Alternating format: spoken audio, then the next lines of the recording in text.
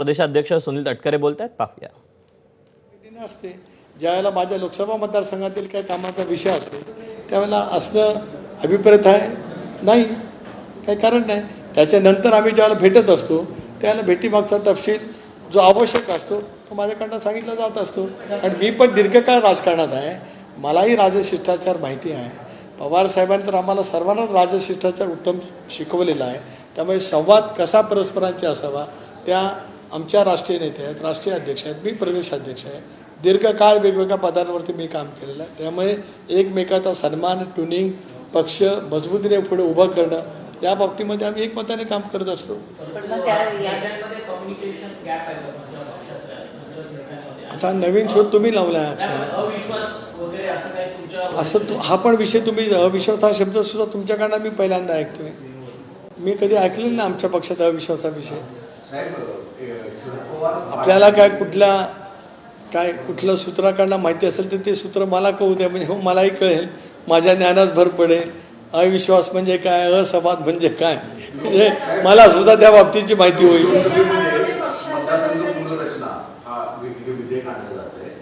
तुमच्या पार्टीचं तर समर्थन आता एनडीएच्या आधीचा बैठक सुद्धा आहे तुमच्या पार्टीची, पण शरद पवार राष्ट्रवादी काँग्रेस याला समर्थन देते. तुमच्या राजकीय साधारणतः इतिहासा संदर्भात काही चर्चा झाल्या आहेत का?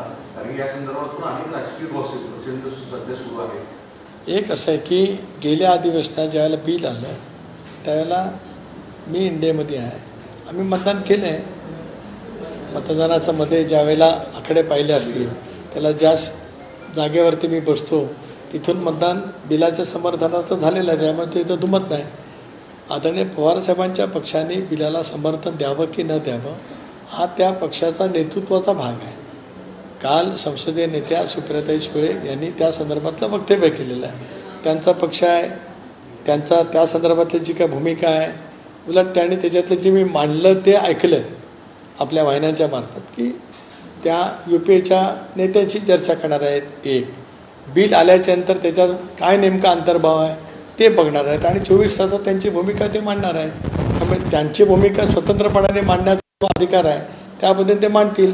ताई आज 4थ्यांदा सभागृहात आहेत, उत्तम संसदपटू आहेत आणि पक्षाची भूमिका घेण्याची क्लॅरिटी त्यांच्या नेतृत्वाकडे त्यांच्याकडे आहे. या सगळ्या गोष्टीच्या अनुषंगाने परत प्रश्न उपस्थित होतात की बिटवीन द लाईन ते काल सांगत होते की कन्सिडरिंग आम्ही करू 50% जर त्या बिलमध्ये संदर्भातला कागांचा लोकसंख्येने न्याय असेल तर अशा परिस्थितीमध्ये परत एकदा चर्चा सुरू होती की ती राष्ट्रवादी काँग्रेस शरद पवार राष्ट्रवादी काँग्रेस की तुमच्यासोबत येईल किंवा इंडियाला सपोर्ट करेल. तर याबाबतची तुमचं स्टँड काय आहे? याबाबत काही चर्चाच नाही. बिलाला समर्थन करणं म्हणजे इंडियामध्ये येणं असं होत नाही. अनेक बिलं एकमताने पास होतात आत्ताही सभागृहामध्ये. याचा अर्थ UPA काय इंडियामध्ये विलीन झाली का? तर नाही. काही बिलं ज्यावेळेला देशाच्या व्यापक हिताच्या दृष्टीकोनातून महत्त्वाची असतात ती बिलं एकमताने पास होतात. 14 सालापासून मोदी साहेबांच्या नेतृत्वाखाली देशामध्ये सरकार आल्यापासून बरीपैकी बिलं ही एकमताने पास झालेत. काही बिलांच्या बाबतीमध्ये संयुक्त चिकित्सा समितीकडे जात असतं, जॉईंट सिलेक्ट कमिटीकडे जात असतं, त्याच्यातही सर्व पक्ष असतात आणि जॉईंट सिलेक्ट कमिटीकडून एकमताने आलेली बिलं सुद्धा एकमताने पास होतात.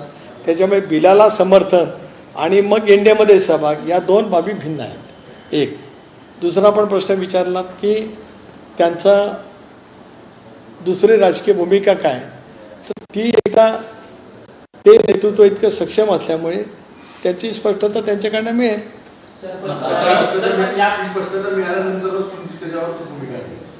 स्वाभाविकच आहे. एक कसं आहे की वारंवार स्वर्गीय दादा असतानाच विलिनीकरणाच्या चर्चा झाल्या.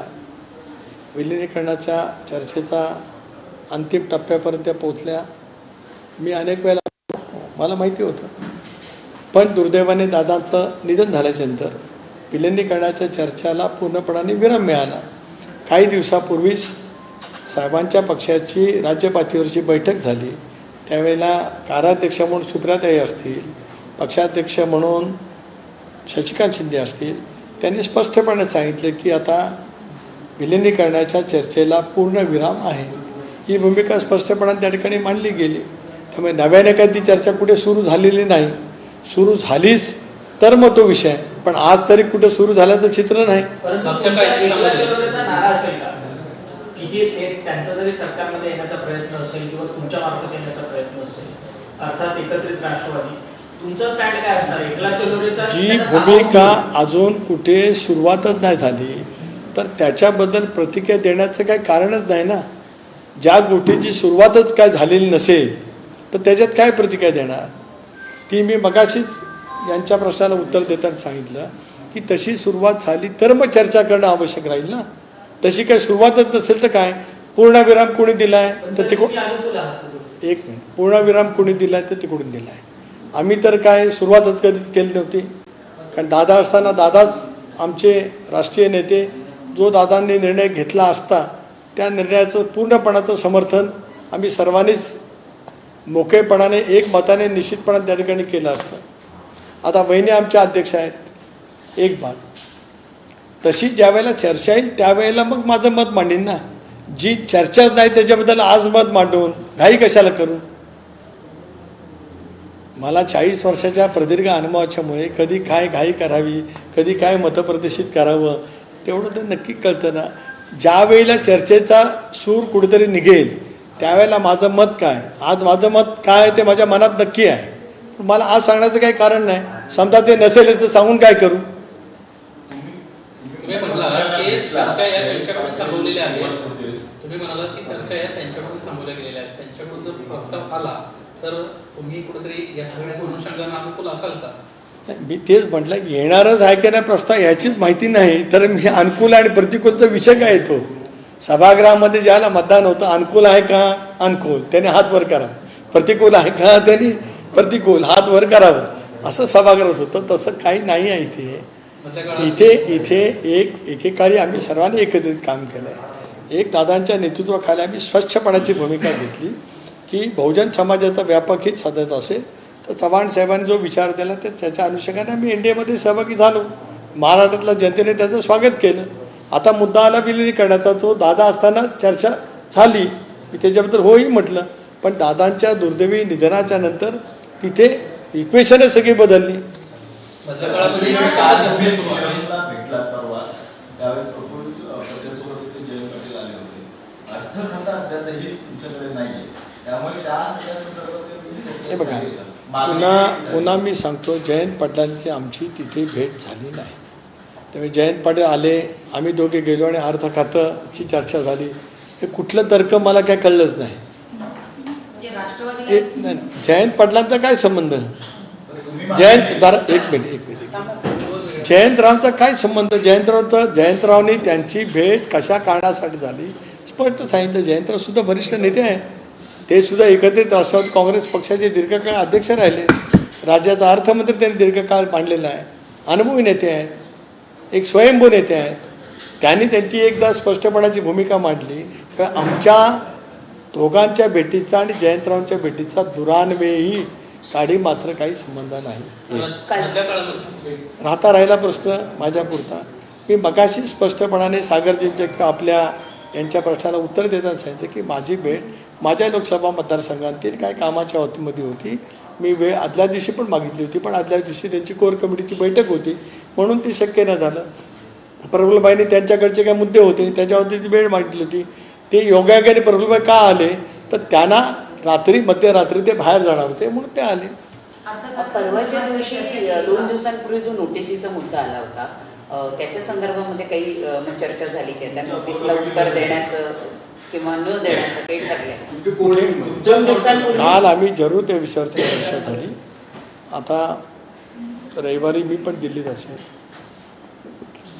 पार्थ पवार पण दिल्लीत असेल कारण अधिवेशन सुरू होतं आहे. प्रफुल्लबाई पण दिल्लीत असतील सोमवारपासून. त्यावेळेला या विषयावरती आम्ही दिल्लीमध्ये चर्चा करू.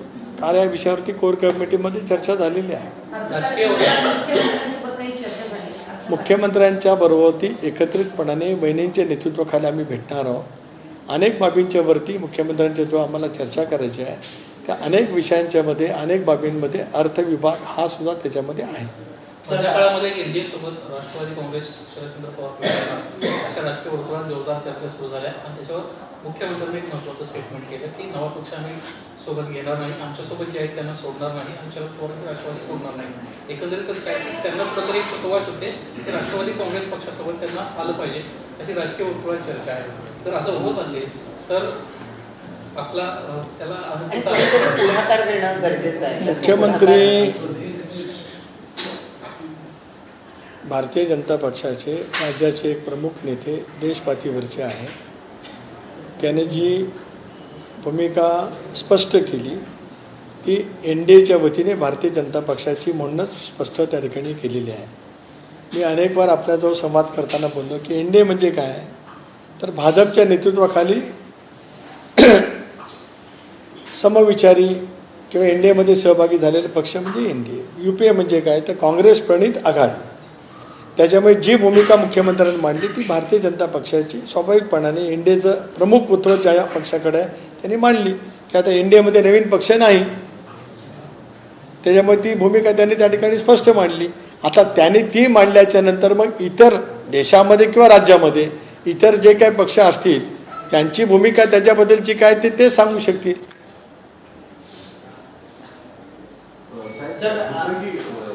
राज्यातल्या काही संघटनात्मक बदल कुठे राहतील असं एक जोरदार चर्चा आहे आपल्या पार्टीमध्ये.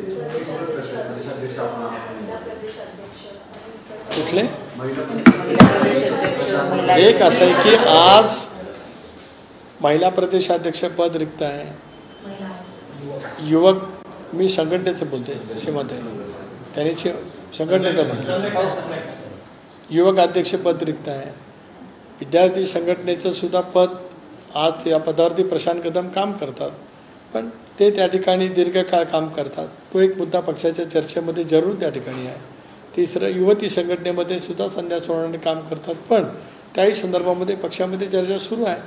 शक्य आहे कदाचित त्या बाबतीमध्ये निर्णय पक्षाच्या कोर कमिटीमध्ये बसून होऊ शकतो.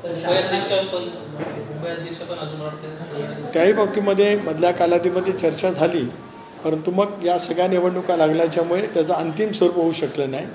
लवकरच त्या बाबतीमध्ये आम्ही सगळेजण कुरुकू म्हणून बसू आणि मुंबईच्या संदर्भातला निर्णय त्या ठिकाणी करू. अजित पवारांचा जयंती कार्यक्रम हा शासन स्तरावरती होणार आहे.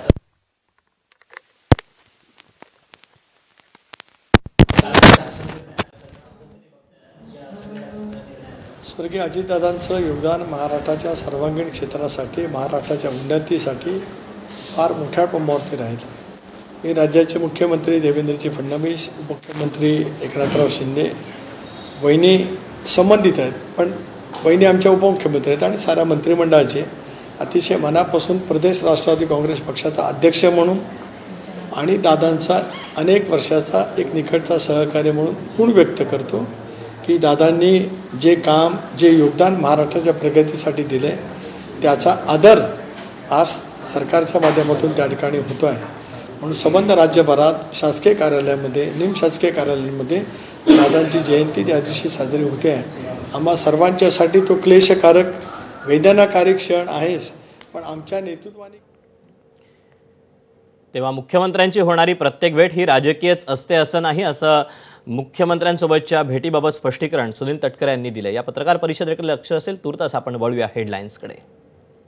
Headlines brought to you by या मान्सूनची बनेल बात. जर